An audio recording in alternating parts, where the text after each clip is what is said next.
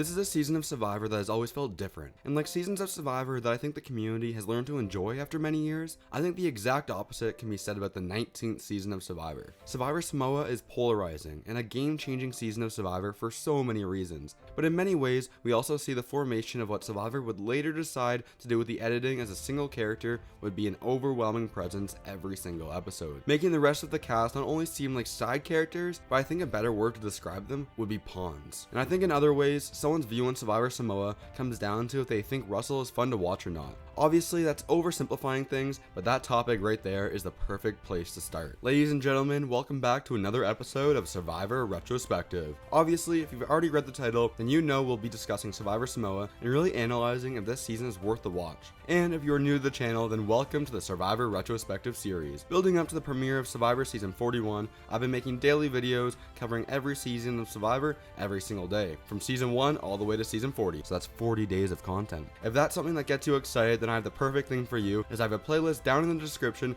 containing every single one of these Survivor Retrospective videos. I recommend starting at season number 1 and going chronologically from there, as these videos really build into each other. And make sure to subscribe to the channel with the bell turned on so you don't miss these videos every single day leading up to Survivor Season 41. We need to begin by bringing up the elephant in the room, as Hantz would begin a wave that Survivor would ride for as long as it could before eventually crashing and burning at the halfway point of Survivor Caramoan. So if you weren't keeping track, don't worry, I've already crunched all the numbers for you. Russell would end up playing Survivor 3 times in a 4-season span, really making this show his full-time job. When you add the numbers with Russell's nephew, it gets even more crazy, as Brandon Hantz would play Survivor 2 times as well in a very short time span following Russell's departure, meaning the Hantz family would turn Survivor into the Hantz show, as 5 seasons in an 8-season span would include either Russell or Brandon on the cast. Looking back at it, this all just kind of blends together in making the Russell era of Survivor, and I would argue attached to that would make Survivor feel very much like a Dark Age season of Survivor, as it has many of those same qualities that makes the Dark Ages so unpleasant to go back and watch. But that in and of itself makes this season of Survivor so difficult to place my finger on and rank, as its overall importance that it has on Survivor is so high, and yet it just feels so lackluster on a rewatch. 39 days, 20 people, 1 survivor. Starting out, we really need to fix the name of the season, as I feel that people get clickbaited and don't know what to expect when they go in to watch the 19th season of Survivor. I think someone should start a petition to change the name of this season of Survivor to Survivor Russell's Island. No, actually, let's make it Survivor Island of Russells. And I'm only somewhat joking about that, as Survivor could have actually done that, as there was another Russell on the cast, and they could have made both Russells captains of the season. But this season of Survivor is truly without a doubt the story of one man, and ultimately comes down to how that man lost Survivor. The Russell show starts out of the gate moving fast during the premiere, and it never really slows down throughout the entire season. For anyone out there that is into the Survivor statistics, Hantz has the 17th most confessionals of all time in this season alone. So what I'm referring to is putting together the number of confessionals players received throughout their entire Survivor careers, and with only counting the confessionals that Russell received in Survivor Samoa, he is still number 17th on that list. At the very top, we have Boston Rob. With his total 5 appearances on Survivor, he has managed to receive 235 confessionals. And Russell was able to receive 108 confessionals here in Survivor Samoa alone. It gets even crazier, as Russell somehow manages to get more confessionals here in this season than Tyson received in his 4 seasons on Survivor, as Tyson would only receive 90 confessionals throughout his entire career. Obviously, I need to give a shout out to the Survivor Reddit for pointing that out, but these stats are just mind-blowing to me. I have them all under control like zombies walking around.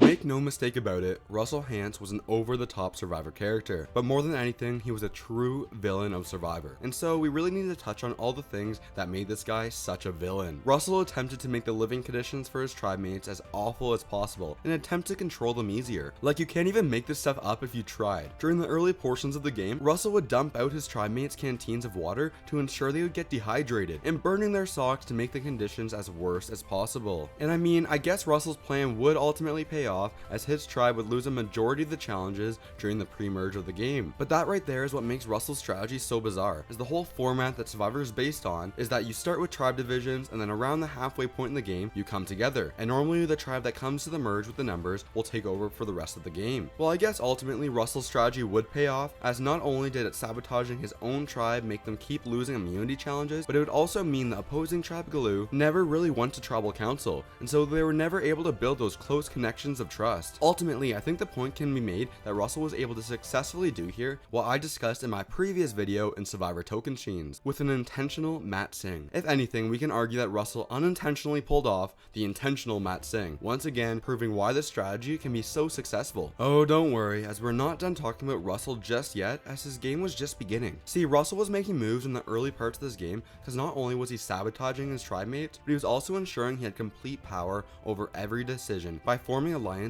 with everyone on his tribe. He really goes out of his way to ensure his dumb girl alliance will be in the majority on the tribe, as he believes they'll be the easiest members to control. Ultimately, Russell bases who's going to be going home every single episode during the pre-merge based on a couple factors. Sometimes he would vote off people who weren't pulling their weight in challenges, other times he would send people home who he didn't trust, and other times he would send home people who didn't deserve to play Survivor. Guys, there's a difference between being a mean person and being a villain on Survivor. But I think the most important factor is if he was able to control them and get them to do exactly what he says. Something like a secret alliance.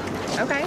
And then we finally get to what Russell Hantz is most known for this season, by finding several hidden immunity idols without ever having a clue on where to search. With these idols at his disposal, Russell became nearly invincible at every single tribal council. This is the part of my video where I would normally say this is game changing and completely shifts how people would play Survivor. That's not the case here. Not only is Russell Hantz finding hidden immunity idols without clues game changing, but it was also game breaking and something that the Survivor producers were not ready for and loved every second of during this season. With Russell Hantz having unlimited hidden immunity idols at his disposal and a now loyal following of Jason, Mick, and Natalie by his side, the Four were able to blow past the 8 members of the Glue tribe and make it to the final 5 with only 1 member of Glue remaining. The early parts of this merge are really the only parts of Russell's game where it could have ended in a disaster, but with the divide and conquer strategy of the Four, they were able to fully take out the Glue tribe. At this point in the video, you're probably asking yourself, when am I gonna touch on the other characters of this season? And that is the entire problem with this season, as the producers do not let us get invested in any of the other characters and what their journeys are like. Take Mick for example. This guy starts out as the leader of his tribe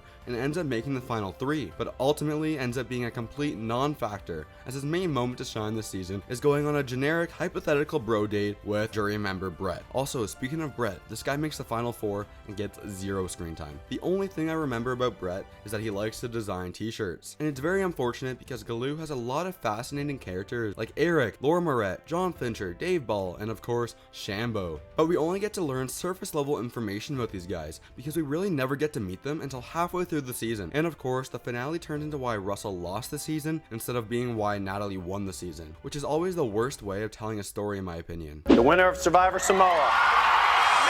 All in all, I think this is an important season of Survivor that was revolutionary when it first happened, but it just doesn't hold up on a rewatch. Survivor Samoa is a season that every Survivor fan needs to enjoy once, to go on the wild roller coaster that is Russell Hantz. But once you experience it once, I don't think you ever need to go back to it. The season is an evil, but a necessary evil, as even though the editing of the season is completely broken, many people argue that Russell Hantz was able to save Survivor with all these crazy moments he gave us. And many people consider that the shift from old school to new school Survivor. Although this is a very important season, I just don't think it holds up in any way on a rewatch, with the inconsistent editing where we only get to learn about Russell's story. My final rating for Survivor Samoa is a 5.0 out of 10. D tier. Oh, I bet you thought this video was finished. I just want to give a quick thank you to Outcast Originals. Outcast Originals makes amazing Survivor replicas and props on Etsy, and you guys should really go check them out. They sent me a replica of the hidden immunity idol from Heroes vs Villains, and I absolutely love it. I'll leave a link down in the description containing Outcast Originals Etsy store, so if you guys can go check it out, that would be awesome. And I'll see you in tomorrow's video as we discuss